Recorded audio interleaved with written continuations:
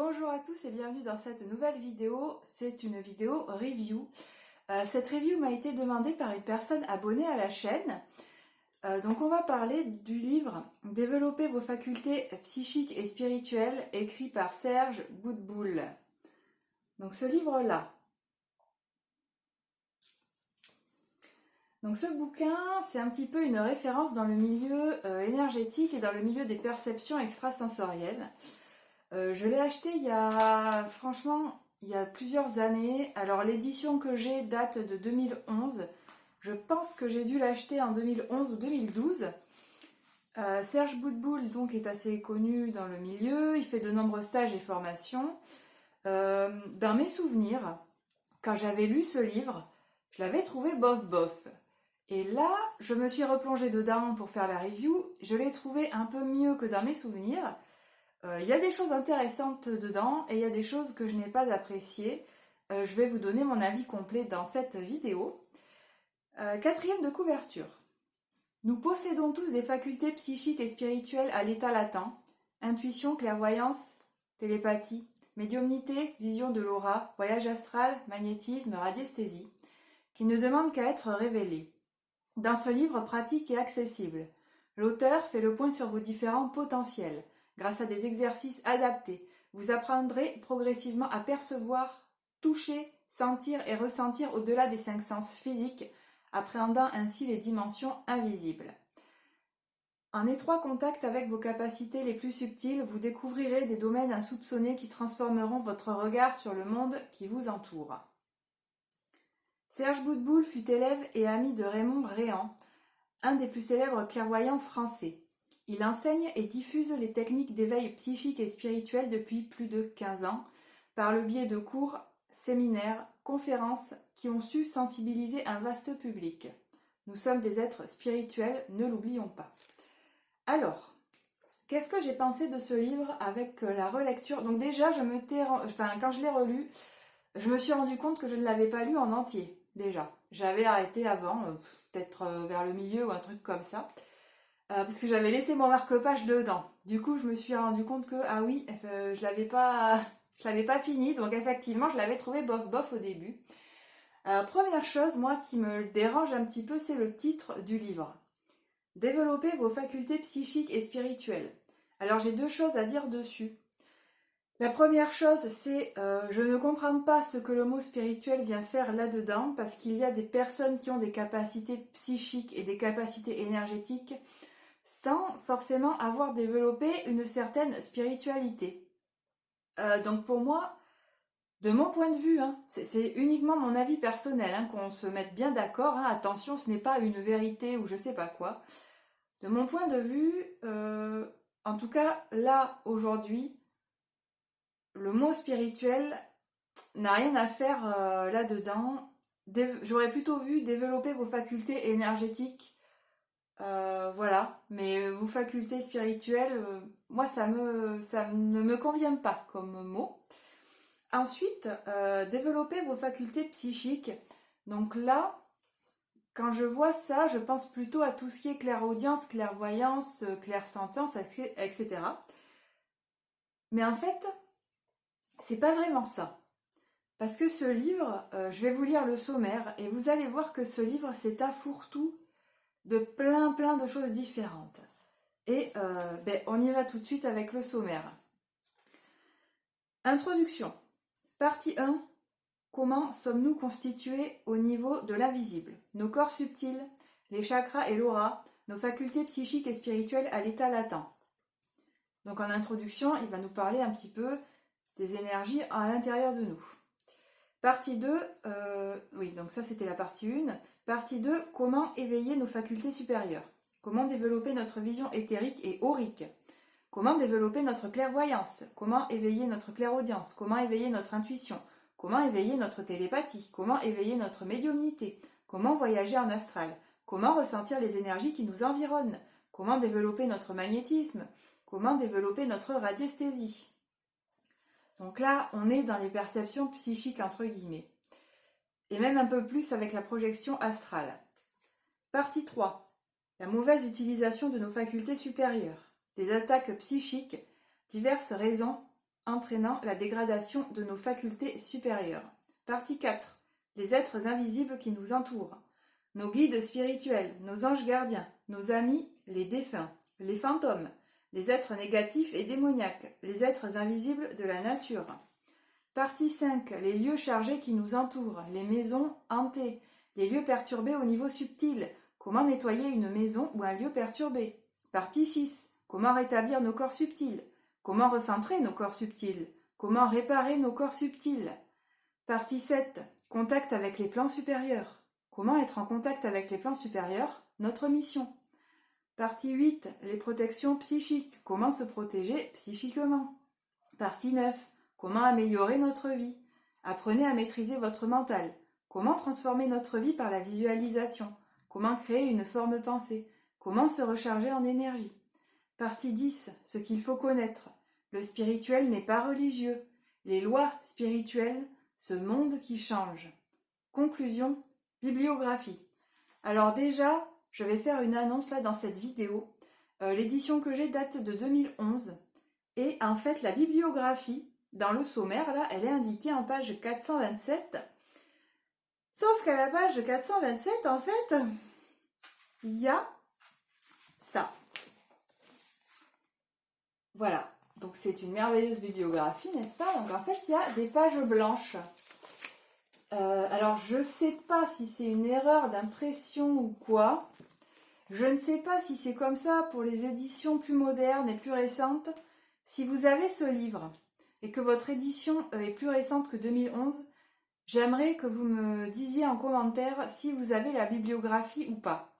Parce que là, en fait, le fait de ne pas avoir la bibliographie, ça me dérange pour certaines choses. Je vais en parler un peu plus loin. Bref, donc vous avez vu avec le sommaire qu'il aborde énormément de sujets. Alors, déjà, il y a une chose qui me dérange, c'est que quand il dit comment sommes-nous constitués au niveau de l'invisible, etc., il va donner énormément d'informations, mais également dans le reste de son livre d'ailleurs, mais c'est très subjectif. Il y a des choses avec lesquelles je ne suis pas du tout d'accord avec ce qu'il raconte. Il y a des choses que j'ai vécues différemment, et il énonce ça un petit peu comme des vérités. Et moi, ça me pose problème. D'un autre côté, je comprends son idée parce que il fait des conférences, il fait des ateliers, il enseigne des choses, il fait des formations, des stages, etc. Donc c'est quelque part comme un livre de cours, de présentation de ce qu'il peut faire, de ce qu'il peut apprendre à ses élèves.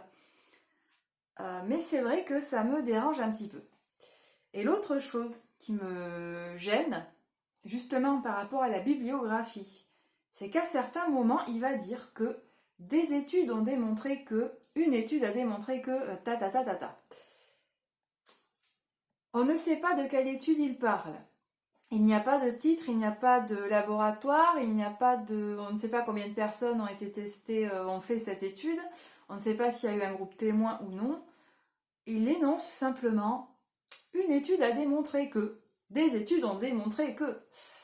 Ah ouais, mais ça c'est génial. Non, parce que sur les réseaux sociaux aussi, il y a plein de trucs comme ça. Genre des études ont démontré que les personnes avec des lunettes bleues savaient tout de l'univers. Voilà. Puis c'est génial. Et puis il y a des gens qui vont lire ça et qui vont dire « Ah mais si des études ont démontré que, ça veut dire que c'est vrai !» Alors s'il vous plaît, allez voir les références des études. Si une personne vous dit « Une étude a démontré que » et qu'il n'y a aucun lien vers cette étude, ça n'a aucun poids entre guillemets. On peut raconter n'importe quoi par ce prétexte. Le problème, c'est que comme je n'ai pas la bibliographie dans ce livre, peut-être que dans la bibliographie, il a écrit de quelle étude il s'agit, quelles sont les études dont il parle. Peut-être pas, mais peut-être que si. Et je ne peux pas vous le dire là parce qu'en fait, je n'ai pas la bibliographie dans ce livre. Donc dites-le moi, si vous avez la bibliographie, si vous avez ce livre-là, et que vous avez la bibliographie, j'aimerais que vous me disiez en commentaire, est-ce qu'il cite des études apparemment sur lesquelles il s'appuie dans ce livre? Voilà, j'aimerais le savoir quand même, histoire que ce soit clair. Parce que là, du coup, moi je lis ça et je me dis, bon d'accord quoi, mais en fait ça veut rien dire. Il pourrait dire n'importe quoi et annoncer qu'une étude a démontré que. Voilà. Donc ça me pose problème. Mais c'est peut-être vraiment un problème d'édition, d'accord? Donc s'il a dit, s'il a expliqué de quelle étude il s'agit, c'est parfait. Là, vraiment, voilà, j'ai rien à dire. S'il a expliqué de quoi il parlait, c'est très bien. Mais s'il ne l'a pas fait, c'est problématique.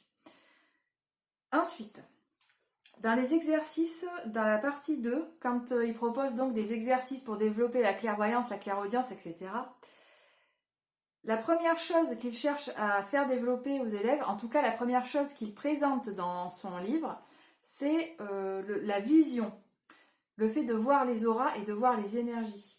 Et ça me fait tiquer parce qu'en fait, pour avoir discuté avec d'autres praticiens, c'est l'une des choses les plus difficiles à travailler. Alors il m'arrive de voir des énergies depuis que je suis enfant. Et quand je me focalise, j'arrive à voir certaines choses, mais c'est pas mon truc de prédilection trop. Mais pour ce qui est de voir les auras, c'est zéro. À moi, aura, zéro. Je n'y arrive pas. Je me suis entraînée. J'ai pratiqué énormément et je n'y arrive absolument pas. Et je connais plein d'autres personnes qui sont dans mon cas, en fait. La seule chose qu'on arrive à faire, c'est avoir une empreinte rétinienne, je crois. Je sais pas si c'est comme ça qu'on dit.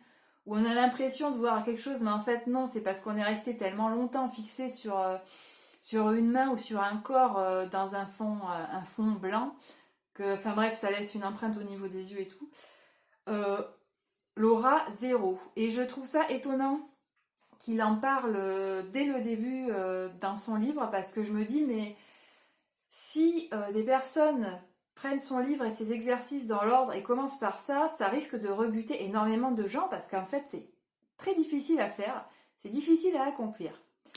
L'autre chose, c'est que comme vous l'avez vu dans le sommaire, il traite d'énormément de sujets différents. Et en fait, pour chaque sujet, il y a quelques exercices, mais franchement, il n'y en a pas beaucoup. C'est à peine des exercices d'introduction, quoi. C'est pas très pertinent pour moi, vous voyez, parce que il vaut mieux, je crois, hein, qu'il vaut mieux qu'on développe une capacité pleinement, qu'on puisse la contrôler, la diriger et l'utiliser et travailler avec pleinement, plutôt que de savoir faire plein de choses différentes, mais de manière entre guillemets approximative. Et le problème de ce livre, c'est que c'est un fourre-tout et que du coup, il y a des exercices, mais il n'y a pas beaucoup d'exercices par rapport au sujet qu'on veut travailler. Donc au final, ça peut donner une première approche, mais c'est pas très approfondi, quoi. Et ça, c'est dommage.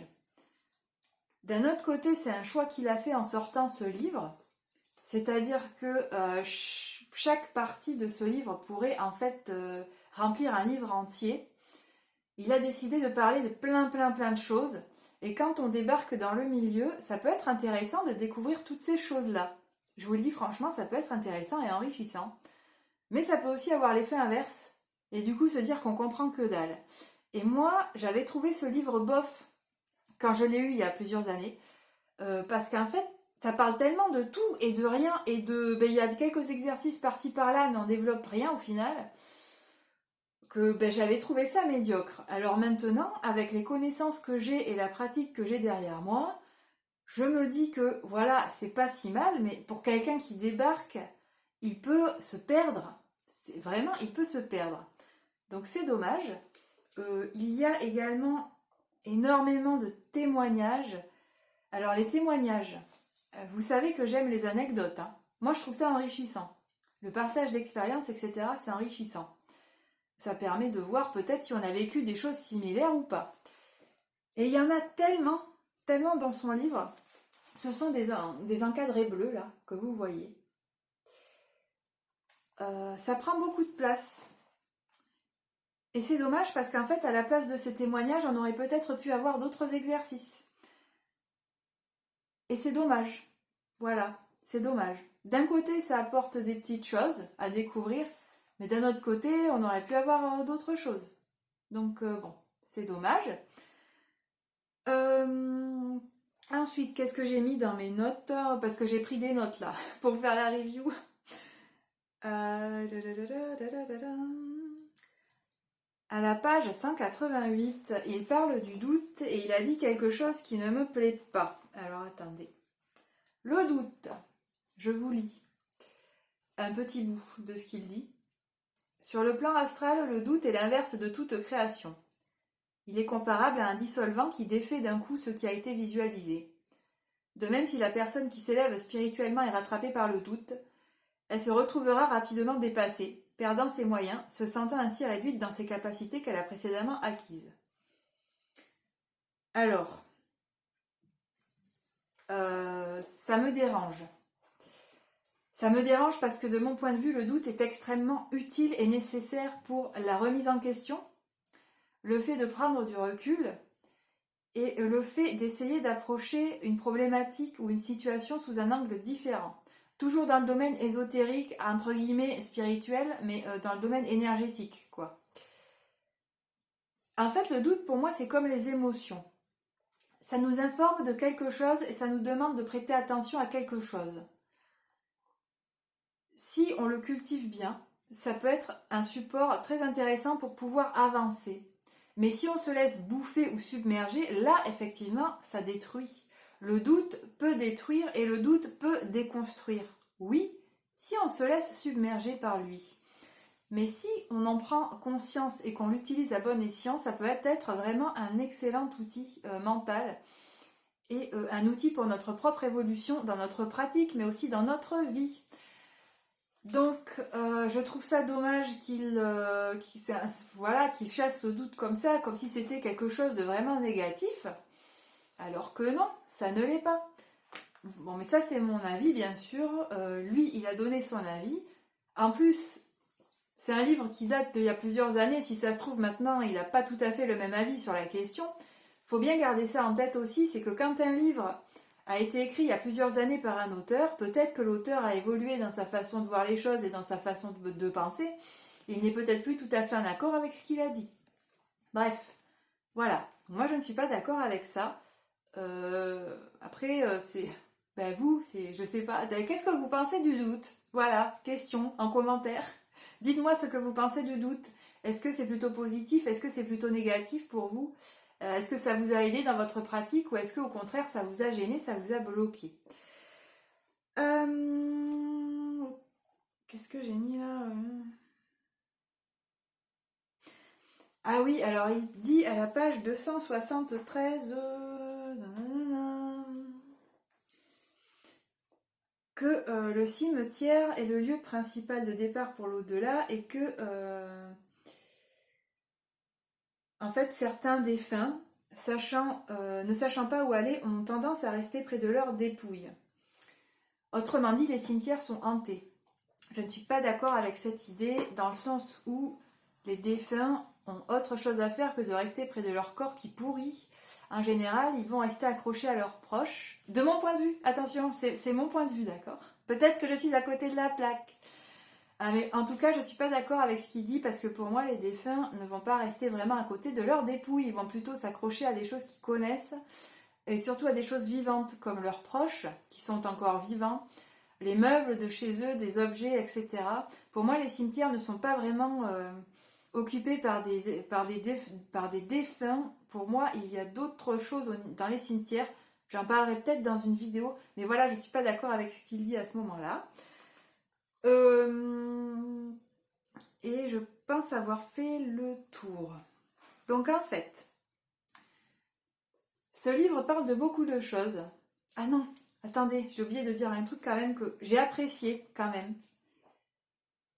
Il y a des illustrations dans ce bouquin qui ont été réalisées par une illustratrice. Je sais plus le nom. C'est écrit quelque part dans le livre, mais je sais plus où. Et je trouve que c'est vraiment quelque chose, là pour le coup, c'est vraiment quelque chose de bien. Qu'on peut avoir un support visuel pour comprendre ce qu'il essaie de nous expliquer, même par rapport aux exercices. C'est génial. Ça, c'est vraiment quelque chose de génial. J'ai beaucoup apprécié. parce que le texte c'est bien, mais quelquefois on a besoin d'un support pour visualiser. Donc le fait d'avoir des dessins, c'est génial. Alors c'est Laetitia Borniche qui a fait les illustrations de ce bouquin. Voilà. Donc ce livre au final, ça peut aider à découvrir plein de choses, oui. Mais c'est tellement fourre-tout que ça n'est pas suffisamment précis de mon point de vue pour pouvoir réellement avancer et évoluer. Ça peut donner des pistes, d'accord? Donc ça c'est intéressant. Mais en termes de pratique, je trouve pas qu'il soit bien construit. Par contre, je vous conseille le livre La Voix du Mage de Arnaud Tully. J'en ai déjà parlé dans une vidéo où je vous présentais, je crois, des livres entre guillemets pour bien débuter en sorcellerie. Je vous remettrai le lien dans la barre de description. Qui est vraiment construit du coup pour apprendre petit à petit à ressentir, à développer les capacités, etc. Bref, ce livre-là, Développer vos facultés psychiques et spirituelles, il est intéressant. Mais pour ce qui est justement de développer nos facultés, ben je trouve pas qu'il soit si génial que ça, quoi. Voilà. Donc il y a des points positifs, il y a des points négatifs. À vous de voir si vous souhaitez l'acheter. Je n'ai pas le prix sous les yeux, donc je vous le mettrai dans la barre de description. Voilà, voilà. Donc il est intéressant. Il y a des choses à garder. Et il y a des choses qui me dérangent. Et je trouve que les exercices ne sont pas du tout approfondis. Mais pourquoi pas? Ça peut être une première approche pour mettre un pied dans le domaine de l'énergie. Après tout, je crois qu'on va être d'accord sur le fait qu'il faut bien qu'on commence quelque part. Et effectivement, ça peut avoir quand même de nombreuses informations et donner des pistes de réflexion. Voilà, je m'arrête là pour cette vidéo. Je vous dis à la prochaine. Portez-vous bien. Bye bye.